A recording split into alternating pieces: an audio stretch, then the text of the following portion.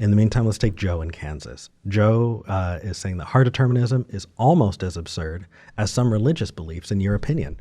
Joe, is that about right? Yes.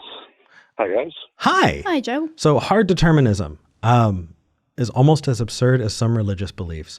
So really quick, it says that you're a theist. Just the phrasing of that sounds like a really sarcastic atheist. And so I just want to be super clear who you are.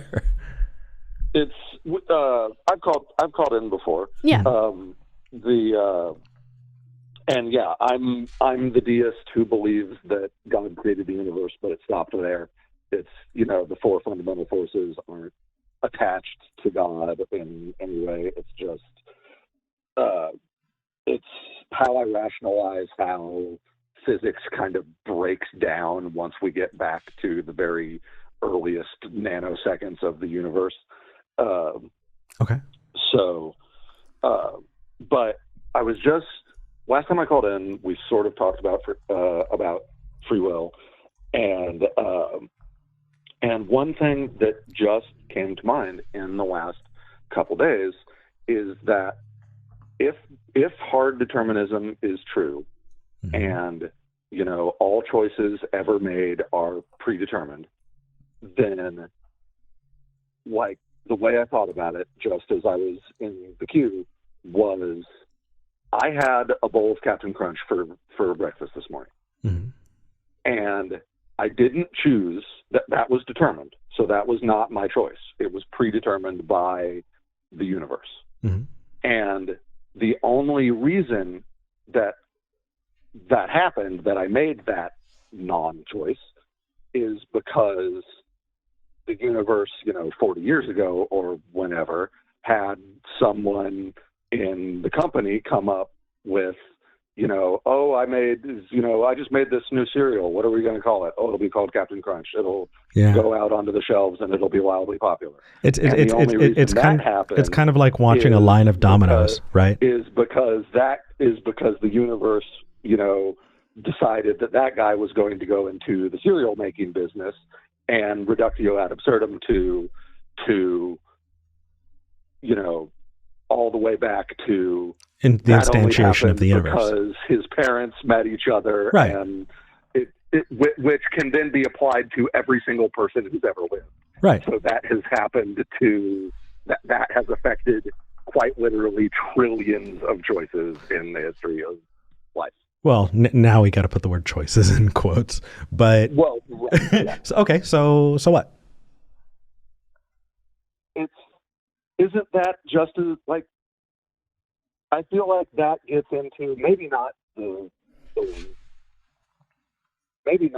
completely ignoring verifiable science kind of things, not like, flat earthers or that kind of stuff, but I feel like that's not too much different from saying, it was created by a timeless, spaceless, disembodied mind. Well, I don't think that we need any extra things for this. It's just kind of, we see dominoes tipping and we go, okay, well, this domino was created by that domino, which was, tipped by that domino. And you gave your example entirely, going that way, right? You can find a chain of causation going all the way up. Sure. And so I think that kind of determinism is just what we call that line of causation. And so I don't know why it would be on kind of equal footing as needing a creator that needs to be kind of, described and proven and have different traits and a mind without a body, or maybe it does have a body, but it's outside of the universe. Like, all of those different things are so much more than just kind of going, oh, hey, look, dominoes, like I don't see why it's as absurd. It's scary. Don't get me wrong. It is scary as hell. And it makes you wonder, right? What about consequences? Do people deserve consequences? And then, to some degrees, it's like, okay, well, if somebody was given no opportunities in life, if the only chances they had to survive were by doing terrible things, and then we judge them by those terrible things, the fact is, we still have a system in place. Is it fair? No, it's not. But we kind of don't live in a fair world. It bites. But I don't want to turn to the upsetting consequences to justify rejecting it. You get what I mean? Like if somebody were to say, and I'm going to use a very, very absurd example. If somebody said, well, the Holocaust couldn't have happened because if it did, that would have been real bad. So no, that didn't happen.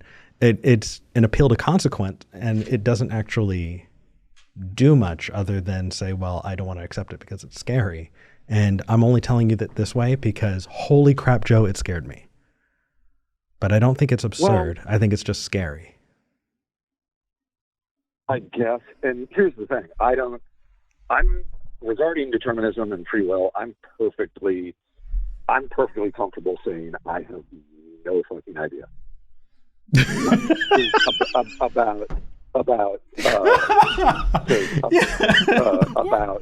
about whether or not free will really is just something that, whether or not free will is an illusion, whether or not hard determinism is true. I'm perfectly comfortable saying I don't know. Yeah. And so I don't know if it's definitely frightening on like a base level. Yeah. But I don't know if specifically I don't know if I'm specifically scared of it and that's why I'm a deist. But well, I think just thinking about it is if determinism is true, then what we just talked about is also true necessarily. And so like, how is that slightly more ridiculous or slightly less ridiculous than certain God claims? Well, just because one is an observation, the other is an assumption. Well, I think that the ridiculousness, the absurdism piece here, the reason it feels weird is because both of them are not backed up by common sense, which is why common sense is not a good metric for determining what is true. But when we look at the world and how the world works, we assume certain things. And we have, just our base understanding of how the world works based on where we are in it. And then we also have society feeding into those assumptions. So, for example, for somebody who is an atheist and maybe has always been an atheist, the idea of hard determinism and the idea of a God that created everything would be equally as absurd just because neither of those things feel like they're backed up by common sense, and neither of those things were things that were in their immediate vicinity in terms of what their community was talking about. So it's unfamiliar. So that's like societal effect. Right. And so I think the reason you're feeling this tension here, the reason both of those things feel the same way, is not because they hold any necessarily similar components, but because you're accurately pinpointing neither of these things line up with what I've experienced or what I've seen in society. And so they both feel foreign, they feel odd. And I think that might be where that absurdism kind of comes into play. The next step is to move past that absurdism and say, all right, if this were true, what would that mean? And go into what the results of one or the other or both being true would imply in reality, and see if that gets borne out. Sure. With hard determinism, it's still really difficult to determine if that is borne out in reality. But what we can say... It seems almost impossible. Right, and it is at this point because we have not advanced scientifically enough to determine that. But what we can say when looking at these two unfalsifiable claims is that one of them requires additional unfalsifiable claims on top of it about other things that have been disproven. And one of them doesn't necessarily require those. And so one becomes a little more weighty, becomes a little bit more probable, not to the extent that you should drop everything and believe it 100%, right? We wouldn't advocate for that. Yeah. Right. But Occam's razor is a tool, but it's not. Yeah, that gets to Occam's razor. Yeah. Joe, you know what I absolutely love about your calls? So I'm not trying to sound demeaning here, but what you're explaining is, and what you're going through is right on point with something that I went through, and a lot of people who are watching have went through, and possibly what a lot of people who are still watching or will watch this are going through, and it's this idea of unpacking. There are so many things that I tied in with religious belief that I couldn't accept that God didn't exist, even if I had, specific reasons, because I had so much tied up in my understanding of the world that I needed to reevaluate and reassess. And your conclusion, Joe, may not be the same conclusion that we landed on. But Sure. the process of unpacking, I think, is something that can feel very lonely for a lot of people. And I'm really glad that you're calling in, because I want people to see that, because it's uncomfortable. And I'm really glad that you're putting in the work. And I hope that people watching this can be inspired to put in the work, because it's a really, really beneficial thing. So thank you, Joe. Thank you for calling. Yep. Thanks, Eric. Thanks, Vic. Absolutely. Take care, man. Joe is fun to talk to. He is, because he's so open and just like, wow, I hadn't thought, and I really do kind of want to aspire to doing that too. Maybe in the comments, people are going to see what happened with, Robin. They're going to be like, Eric, you gave Robin way too much. But I want to exemplify the behavior that I want to see from my interlocutor. And in order to do that, if the conversation needs to be 10 times longer, at least I'll have done it the way that I feel is the right way. Well, I think we're going to be a pretty even split between Eric was too easy on him and V was too hard on him.